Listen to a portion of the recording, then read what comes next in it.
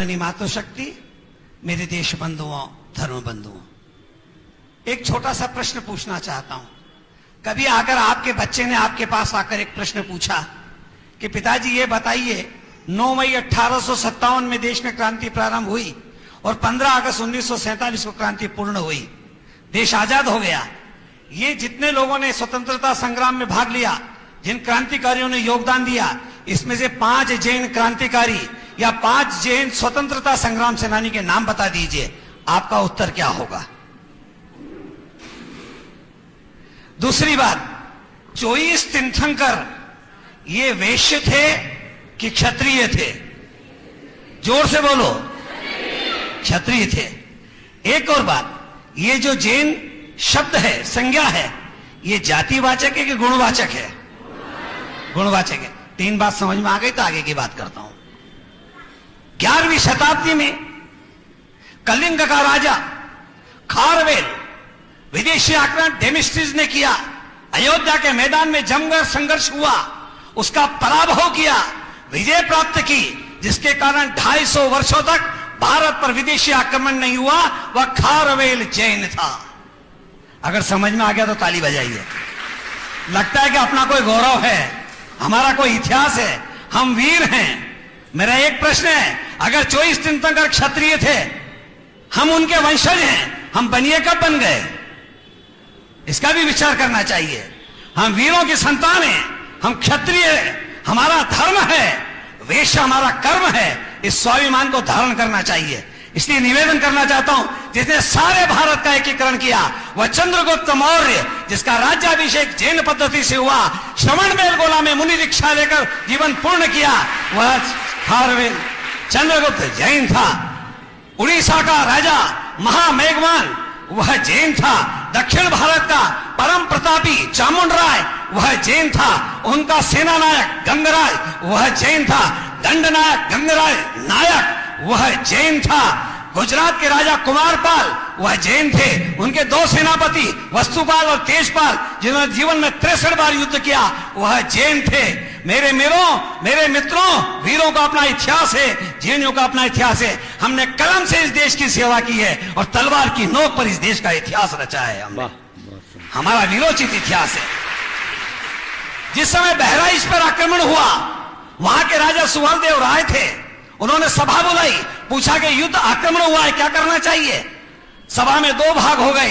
एक ने कहा आक्रमण युद्ध करना चाहिए, दूसरे ने कहा नहीं करना चाहिए। क्यों युद्ध क्यों नहीं करना चाहिए? युद्ध इसलिए नहीं करना चाहिए, युद्ध में बहुत बड़ी जनहानि होगी, लोग मारे जाएंगे, रक्त बहेगा। और यवन लोग आगे गाय को रखते हैं, जब हम शस्त्र उठाते तो गाय मारी जाती है, इसलिए युद्ध नहीं करना चाहिए। प्रश्न आकर खड़ा हुआ, अगर युद्ध नहीं किया गया तो निर्दयी जनता मारी जाएगी, अबोल जीव काटे जाएंगे, महिलाओं की इज्जत लूटी जाएगी, मंदिर टूटेंगे। ये बताइए, युद्ध की हिंसा की तुलना में ये हिंसा छोटी होगी कि बड़ी होगी? बोला बड़ी होगी। इसलिए युद्ध होना चाहिए। इस समस्या का हल क्या होगा? रक्षा परिषद की बैठक बुलाई। उन्होंने कहा महाराज, हमने ऐसे बाणों का निर्माण किया है जो धनुष पे चढ़ेंगे और जब उसको खींचेंगे, धनुष जब जाएगा, शत्रु की गर्दन भी अलग होगी और जैसे वो टकराएगा उसमें से एक बम विस्फोट होगा, इतनी जोर से ध्वनि होगी, गाय उसके कारण भाग जाएगी, शत्रु हमारे सामने होगा। इस पद्धति का पालन किया गया। सुवर्णदेव राय के नेतृत्व में जमकर युद्ध हुआ, मारकर भगाया। 150 वर्षों तक इस देश पर विदेशी आक्रमण नहीं हुआ। वह सुवर्णदेव राय जैन था। चलिए हम इतिहास के पृष्ठों में चलते हैं। राणा प्रताप का नाम हम सबने सुना है।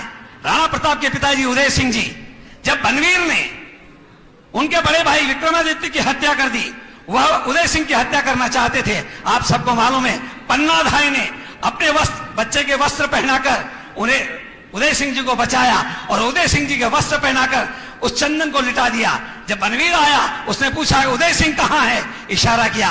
ऐसी दुनिया में मां नहीं, दुनिया का ऐसा इतिहास नहीं, अपने पुत्र का बलिदान इस राष्ट्र के लिए करती है। पन्नाधाय के बच्चे का चंदन का बलिदान हो गया। पन्नाधाय उन्हें लेकर निकली, प्रतापगढ़ आई। प्रतापगढ़ के सामंत को कहा, आप इन्हें रखें, ये मेवाड़ के भावी महाराणा है, मैं आपके हाथ जोड़ता हूं, अभी रात को चली जाएं। ये हम इतना जोखिम नहीं उठा सकते, वहां से निकलकर वह डूंगरपुर पहुंची। डूंगरपुर के वहां के सामंत को कहा, आप चित्तौड़ के रिश्तेदार हैं, ये आपके रिश्तेदार हैं, ये मेवाड़ के भाभी महाराणा है, इनका नाम उदय सिंह है, इनको आप संरक्षण दें, मैं आपके हाथ जोड़ता हूं, अभी रात में ही आप यहां से चली जाएं। उनको लेकर सुदूर किला कुंभलगढ़ पहुंची, क्योंकि दो सामंतों को पता लग गया था कि उदय सिंह जीवित है, बात फूट सकती है, इसलिए कुंभलगढ़ पहुंची। कुंभलगढ़ के किलेदार थे आशा शाह देवपुरा जैन। वहां पहुंचे, उन्होंने सम्मान किया, रुकने की व्यवस्था की। प्रातःकाल जब उनका परिचय कराया तो पन्नाधाय को उन्होंने कहा, आओ अगर चली जाए तो ज्यादा अच्छा रहेगा, हम बनवीर से युद्ध नहीं कर सकते। उनकी मां घर से बाहर निकली और आकर दरबार में आकर खड़ी होकर कहती, हे आशा शाह, कैसे जैन क्षत्रिय हो तुम, तुम्हें शर्म नहीं आती? आए हुए आश्रय के व्यक्ति के लिए तुम उन्हें यहां से विदा कर रहे हो? हम वो क्षत्रिय हैं, आश्रय में आए हुए व्यक्ति के लिए अपने प्राणों को न्यौछावर कर सकते हैं, पर आश्रय पे आने वाले व्यक्ति का हम बाल बांका नहीं होने देंगे। आज तो राष्ट्र धर्म का कर्ज चुकाने का अवसर आया है। अरे इनके पिता के कारण तुम किलेदार बने हो। उसी समय आशा शाह देवपुरा ने खड़े होकर कहा, मां आपकी चरणों की सौगंध खाकर कहता हूं, अब उदय सिंह जी यही रहेंगे, इनका लालन पालन यही होगा, हम कदापि इनको जाने नहीं देंगे। और अपना भतीजा घोषित करके उनका लालन पालन किया। वही उदय सिंह जी की 20 रानियां थी, 25 पुत्र थे, 20 पुत्रियां थी। उनके सबसे बड़े बेटे का नाम महाराणा प्रताप था। महाराणा प्रताप के जीवन का प्रसंग केवल एक सुनाना चाहता हूं। 15 जून, ओम ओम शांति, हाँ शांति से सुनिए। हाँ 18 जून 1576 हल्दी घाटी के मैदान में अकबर की सेना लड़ने आई। उसकी सेना की संख्या थी 1,65,000। महाराणा प्रताप की सेना की संख्या थी 22,000 सेना में 14,000 भील थे, 500 ब्राह्मण थे गोपीनाथ जगन्नाथ राजपुरोहित के नेतृत्व में, 1,000 जैन क्षत्रिय थे। भामाशाह, ताराचंद, उनका बेटा सोंडा, रतनचंद मेहता, कल्याण भचावत, कल्याण महासानी जगन्नाथ, इनके नेतृत्व में 1,000 जैन क्षत्रिय थे, 500 पठान थे, 500 रेदासी थे, 36 जातियां उनके राज की थी। नाई, धोबी, माली, गुजर, जाट, मीणा, ये सब लड़ने के लिए गए थे, 36 जातियां। इसमें 1,000 जैन क्षत्रियों का नेतृत्व भामाशाह और उनके भाई ताराचंद कर रहे थे। जिस समय 18 जून को 11:30 बजे जब राणा प्रताप ने भामाशाह को पुकारा, तलवार लेकर 1,000 जैन क्षत्रिय मैदान में उठे, जमकर युद्ध किया।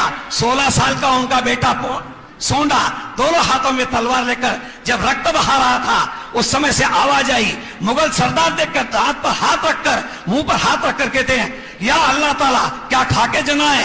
तलवार चलाता तो रुकता ही नहीं है। मारते काटते हुए एक नए इतिहास का निर्माण किया। हम जैन वीरों की संतान हैं, कायरों की संतान नहीं है। मैं बहुत प्रसंग सुना सकता हूं, बहुत प्रसंग सुना सकता हूं। सुभाष चंद्र बोस, उनके निजी सैनिक कैप्टन डॉक्टर राजमल कासलीवाल थे, जिनने उनके मृत्यु के समय तक उनका साथ दिया था। इतना ही नहीं, झांसी की रानी 3 अप्रैल 1858 को जब ग्वालियर से, झांसी से निकलकर ग्वालियर आई, 15 जून को जब वहां पहुंचती है, रात्रि को विद्रोह हो गया। सेना 15 जून 1858 रानी झांसी के सामने रात को सैनिकों ने विद्रोह कर दिया। कहा कि हम नहीं लड़ेंगे, 3 माह से वेतन नहीं दिया गया हमें। उसी में ग्वालियर राज के खजांची अमरचंद बाठिया को बुलाया गया और कहा, अमरचंद जी आप हमारी सहायता करें। कहा आप क्या चाहती हैं? हमें राजकोष से धन दे दें। उन्होंने कहा, मैं राजकोष से धन दूंगा, मैं जैन हूं, पहले अपने धन का समर्पण करूंगा, उसके पता राजकोष आपको दूंगा। दोनों कोष उन्होंने जब उनको दिए, 5-5 माह का वेतन उनको दिया गया। 18 जून 1858 को लड़ते हुए झांसी की रानी गोदूली बेला में संध्या के समय बलिदान हो गई। 19 जून को अंग्रेजों का राज हो गया। अमरचंद बाठिया को गिरफ्तार कर लिया गया। उनकी उम्र काफी थी। उनसे कहा कि आपके ऊपर मुकदमा चलेगा, आपने राष्ट्रद्रोह किया है, सरकारी धन आपने इनके क्रांतिकारियों को दिया है। मुकदमा चला, शाम को फैसला हुआ, इनको फांसी की सजा दी जाए। 20 जून को उनको कहा गया, आप माफी मांग लीजिए। उनका माफी नहीं मांगूंगा, मैंने राष्ट्र धर्म का निर्वाह किया है, माफी नहीं मांगूंगा मैं। उनको चाबुक से पीटा गया, माफी नहीं मांगी। उनको मुर्गा बनाया गया, माफी नहीं मांगी। 21 जून की शाम को उनके मासूम पोते को तोप के गोले से उड़ा दिया गया, फिर भी माफी नहीं मांगी। 22 जून को दोपहर में उनके घर के सामने उन्हें नीम के पेड़ से लटकाकर फांसी की सजा दी गई। 3 दिन तक उनके शव को लटकाया रखा। उसके पश्चात उनके प्राणांत हुए। मेरे मित्रों, हम नहीं जानते कि अमरचंद बाठिया जैन थे। गुजरात के राजा पर मुगल आक्रमण हुआ। वहां के राजा ने तय किया युद्ध करेंगे। अपने सेनापति को बुलाया, उसका नाम था आबू जैन। सेनापति जब आया, उससे कहा सेना की क्या तैयारी है? उनका महाराज पूरी तैयारी है, रणसिंगा फूंकिए, युद्ध प्रारंभ हो जाएगा। रणवाद्य बजे, जमकर युद्ध हुआ। आबू जैन दोनों हाथों में तलवार लेकर जमकर युद्ध कर रहा है, रुंड मुंड काट रहा है। संध्या का समय होने लगा। युद्ध सूर्योदय से सूर्यास्त तक होते थे। संध्या का समय हुआ, घोड़े से नीचे कूदा, दोनों तलवार म्यान में डाली, हाथ धोए, कपड़ा बिछाया, प्रतिक्रमण करने के बैठ गया। 1 इंद्रिय जीवों से क्षमा याचना करता हूं, 2 इंद्रिय जीवों से क्षमा याचना करता हूं, 3 इंद्रिय जीवों से क्षमा याचना करता हूं।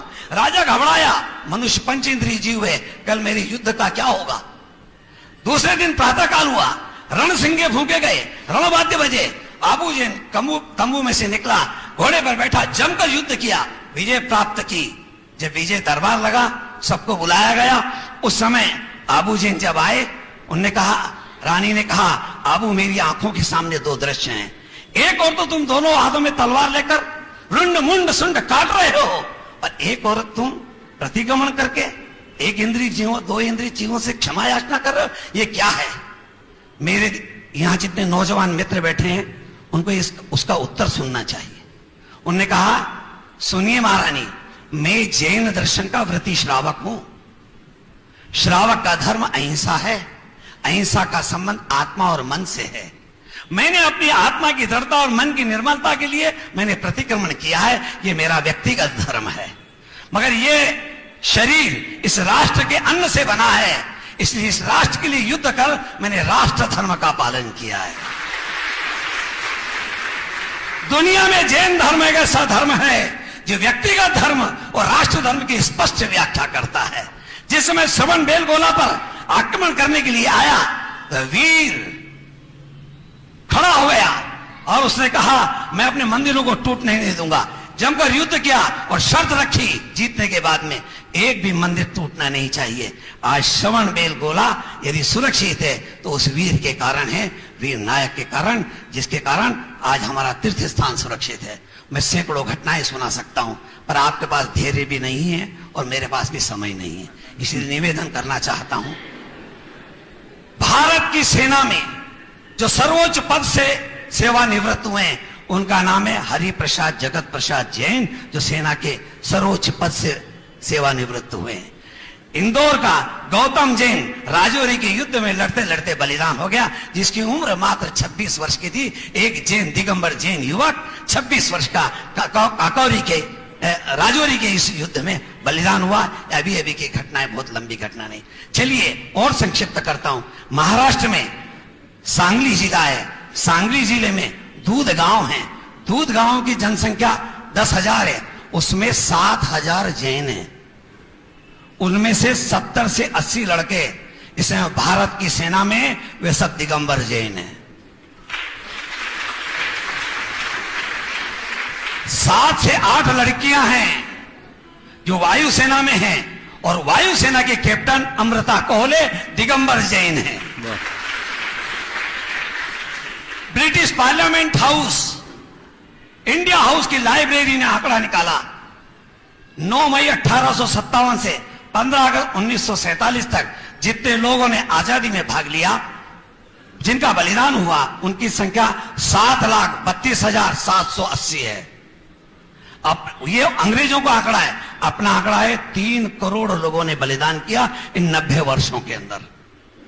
ये जो आंकड़ा है 7,32,780 लोगों का, इनका शोधन किया गया। अगर आपको गौरव लगे तो ताली बजाना। इस संख्या में 4,800 जैन पाए गए हैं। इसमें 22 महिलाएं भी हैं। अभी शोधन शेष है, यह संख्या 5,000 से अधिक जाएगी। मेरे मित्रों, हम वीरों के संतान हैं, इस वीरता को धारण करें और जिस दिन जैन समाज उस क्षत्रिय भाव को धारण करेगा उस दिन इस देश का नया इतिहास होगा। अभी इस समय हम तो बनिए बन गए, अगर उस क्षत्रिय भाव को कोई चीज ने जीवित रखा है, इन जैन मुनियों ने रखा है, इन साधुओं अर्चकों ने रखा है। ये क्षत्रिय तेज है जिनने संकल्प लिया है दिगंबर रहने का, और कितनी भी बाधाएं उन सबको कुचलते हुए मार्ग बना लेते हैं। ये क्षत्रिय तेज है, ये क्षत्रिय संकल्प है। पैदल चलना, इस वासनामयी संसार के बीच में अपने संयम को कायम रखना, कठोर तप करना, पैदल चलकर सारा भारत की भूमि को नाप लेना, यह सामान्य संकल्प नहीं है, यह दिव्य संकल्प है। और हम रॉयल ब्लड हैं, रॉयल ब्लड हैं हम, हमारा रक्त रॉयल है। उस तेजस्विता को धारण करें, तभी आचार्य विद्यासागर जी के स्वप्नों का भारत भारत बन पाएगा। भारत को भारत बनाना है, उस तेजस्विता को धारण करें। और एक छोटी सी बात बताता हूं, मुझे एक दिन तकलीफ हुई। मुझे एक डॉक्टर सिंगर के यहाँ कमलेश मेहता लेकर गए, उनने परिचय कराया कि ये सांवला जी हैं, विश्व हिंदू परिषद अंतर्राष्ट्रीय उपाध्यक्ष हैं। तो उनने पूछे कि आप तो जैन हो, जैन कब से ये देश का काम करने लगे? आप तो खाली कमाते हो और भरते हो, इतना ही जानते हो। उन्होंने कहा ये भी जैन है। अच्छा, ये अंतर्राष्ट्रीय उपाध्यक्ष जैन है? बोला हाँ। बोले इनका विरोचित इतिहास है। कमलेश मेहता बाहर निकले, बोले भाई साहब 1000 से 1 लाख रुपया लगे तो आप लीजिए, और ये जैनियों का इतिहास जरूर लिख दीजिए, नई पीढ़ी को इतिहास से हम परिचय कराना चाहते हैं। रतलाम की समस्या को मैं जानता हूं। सुबह महाराज श्री ने मुझे कहा इस विषय को आप रखिएगा। मैंने कहा कि महाराज जी, हमारी जो बहनें हैं इनको तो आत्मा और परमात्मा के अलावा कुछ नहीं सूझता है, उनको दूसरा भाषण भी अच्छा नहीं लगता है। मगर कभी आपके संतान ने आपसे पूछा कि 5 जैन क्रांतिकारी का नाम बता दीजिए, उस समय मुंह पर उंगली रखने के अलावा आपके पास कुछ नहीं रहेगा। इसलिए जैन इतिहास अपने बच्चों को पढ़ाइए। जय महावीर, जय अहिंसा।